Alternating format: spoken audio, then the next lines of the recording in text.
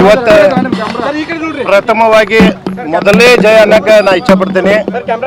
ಇವತ್ತು ಬೇಲ್ ಅರ್ಜಿಯನ್ನು session court ಅದನ್ನು ರದ್ದನ್ನು ಮಾಡಿ ಅದನ್ನು ರಿಜೆಕ್ಟ್ ಮಾಡಿ ಇವತ್ತು ನಮಗೆ ನಮ್ಮ ಮಗಳಿಗೆ ಆತ್ಮಕ್ಕೆ ಎಲ್ಲೋ ಒಂದು ಕಡೆ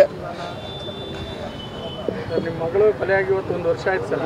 ಇಲ್ಲಿ ಕೂಡ ಟ್ರಯಲ್ ಆರಂಭ ಆಗಿಲ್ಲ. ಸೊ ಇಂಥದ್ರಲ್ಲಿ ಬೇಲ್ ಅರ್ಜಿ ಈ ರೀತಿ ಅವರೆಲ್ಲ ಮಾಡಿಕೊಂಡು ವಾಗ್ಮಾರ್ಗ ಹಿಡ್ಕೊಂಡು ಅವ್ರು ಬೇಲ್ ತೊಗೊಂಡು ಮತ್ತು ಇನ್ನೂ ರಾಜಾರೋಷವಾಗಿ ಮತ್ತೆ ಕೊಲೆ ಮಾಡ್ಬೇಕಂತ ಇಚ್ಛೆ ಇತ್ತೋ ಗೊತ್ತಿಲ್ಲ. ಅದಕ್ಕೆ ನ್ಯಾಯಾಲಯ ಅನುಕೂಲ ಮಾಡಿ ಕೊಟ್ಟಿಲ್ಲ. ಪ್ರಪ್ರಥಮವಾಗಿ ನಾನು ಹುಬ್ಬಳ್ಳಿ ವಕೀಲರ ಸಂಘಕ್ಕೆ ಮತ್ತು ಧಾರವಾಡ ವಕೀಲರ ಸಂಘಕ್ಕೆ ಮತ್ತು ಧಾರವಾಡ ಹೈಕೋರ್ಟ್ ವಕೀಲರ ಸಂಘಕ್ಕೆ ಧನ್ಯವಾದ ಹೇಳ್ತೀನಿ. ಅದರ ಜೊತೆಗೆ ನಮ್ಮ ಸ್ಪೆಷಲ್ ಪಿ ಪಿ ಆದ ಮಹೇಶ್ ವೈದ್ ಸಾಹೇಬರು ಮತ್ತು ನಾವು ಕೂಡ ನಮ್ಮ ಪರವಾಗಿ ಇರಲಿ ಅಂತೇಳಿ ನಾವು ಕೂಡ ನಮ್ಮ ಅಡ್ವೊಕೇಟ್ ಹಾಕಿದ್ವಿ ಫ್ಯಾಮಿಲಿ ವತಿಯಿಂದ ರಾಘವೇಂದ್ರ ಮುತ್ತಿಗೆಕರ್ ಅಂತೇಳಿ ಅವ್ರಿಗೂ ಕೂಡ ನಾನು ಕೃತಜ್ಞತೆ ಸಲ್ಲಿಸ್ತೀನಿ. ಈ ಒಂದು ರಿಜೆಕ್ಟ್ ಆಗೋ ಕಾರಣ ಏನಂದರೆ ಸಾರ್ವಜನಿಕರು ಎಚ್ಚೆತ್ತಾಗಿದ್ದಾರೆ. ಇದಕ್ಕೆ ಪ್ರಪ್ರಥಮವಾಗಿ ಮಾಧ್ಯಮದವ್ರಿಗೆ ನಾನು ಧನ್ಯವಾದ ಹೇಳ್ತೀನಿ. ಅದ್ರ ಜೊತೆಗೆ ಸಾರ್ವಜನಿಕರ ಹೋರಾಟ ಏನು ಮಾಡಿದರು, ಜಾತ್ಯತೀತ ಪಕ್ಷಾತೀತ ಹೋರಾಟ ಮಾಡಿದ್ರಲ್ಲ, ಅದರ ಪರಿಣಾಮ ಇದೆ. ಹೀಗಾಗಿ ಲೈವ್ ಇರೋದು ವಿಜಿಲ್ ಇದೆ, ಎಲ್ಲರೂ ನೋಡ್ಕೊಂಡಿದ್ದಾರೆ. ಆದರೂ ಹೆಂಗೆ ಜಾಮೀನು ಕೊಡ್ತಾರೆ ಅನ್ನೋ ಕುತೂಹಲ ಭಾಳ ಇತ್ತು. ಅದಕ್ಕೆ ಇವತ್ತು ಭಾಳ ಒಂದೇ ಜಯ ಅನ್ನೋಕ್ಕೆ ಇಚ್ಛಪಡ್ತೀನಿ. ಒಂದು ಎಲ್ಲೋ ಒಂದು ನ್ಯಾಯ ಸಿಗುತ್ತೆ ಅನ್ನೋ ಒಂದು ಭರವಸೆ ಮೂಡಾಕುಂತೈತಿ.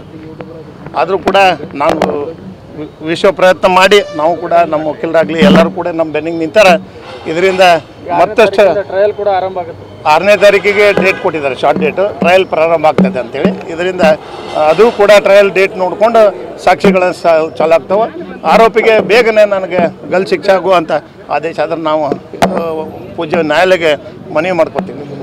ಇನ್ನು ಮುಂದೆ ಹಂತದಲ್ಲಿ ನ್ಯಾಯ ಸಿಗಬೇಕು. ಎಲ್ಲಿವರೆಗೂ ಅವ್ರು ಸಲ್ಲಿಸ್ತಾರೆ, ಅದಕ್ಕೂ ಕೂಡ ನಾವು ಅಬ್ಜೆಕ್ಷನ್ ಹಾಕ್ತೀವಿ.